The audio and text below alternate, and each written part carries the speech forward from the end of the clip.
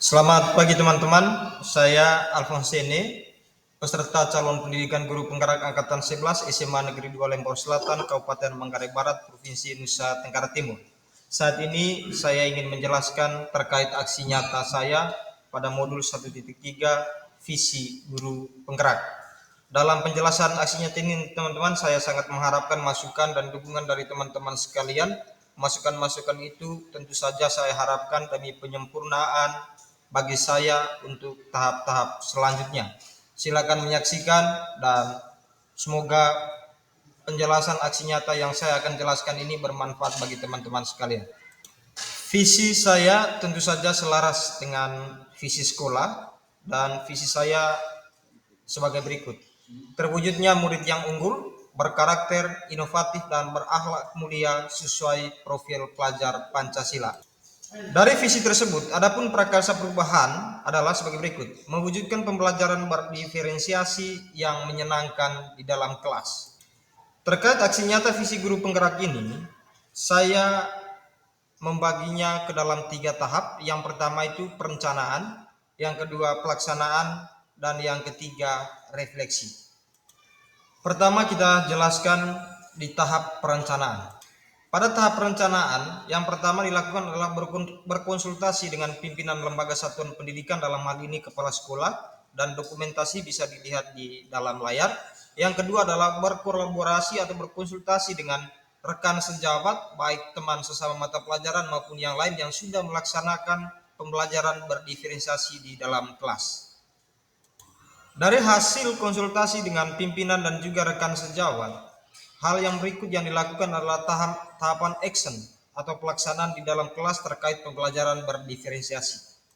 Dalam pelaksanaan pembelajaran berdiferensiasi di dalam kelas dengan menggunakan model pembelajaran project basic learning dengan sintak-sintak pembelajaran yang diterapkan, teman-teman sekalian bisa melihat bagaimana pembelajaran dilakukan di dalam kelas melalui dokumentasi kegiatan yang tertera dalam gambar berikut, di mana siswa pada awal mulanya diberikan orientasi atau pemahaman penjelasan materi terkait bagaimana cara memperkenalkan orang lain dalam bahasa Jerman lewat pembelajaran berdiferensiasi.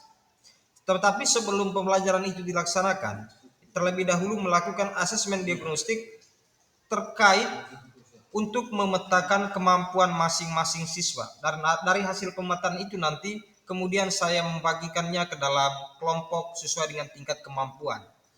Teman-teman bisa melihat di dalam gambar di mana saya membagi siswa ke dalam kelompok, dan di dalam kelompok itu mereka berdiskusi satu sama lain, dan dalam kelompok itu pula yang saya bagikan adalah sesuai dengan tingkat kemampuan siswa.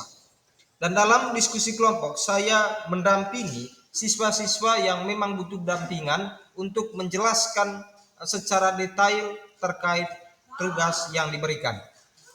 Setelah diskusi kelompok selesai, hal yang berikut adalah bagaimana setiap perwakilan kelompok mempresentasikan hasil diskusi kelompoknya di depan teman-teman, dan teman yang lain menanggapi kelompok yang sedang presentasi, kemudian kelompok yang sedang presentasi menanggapi balik.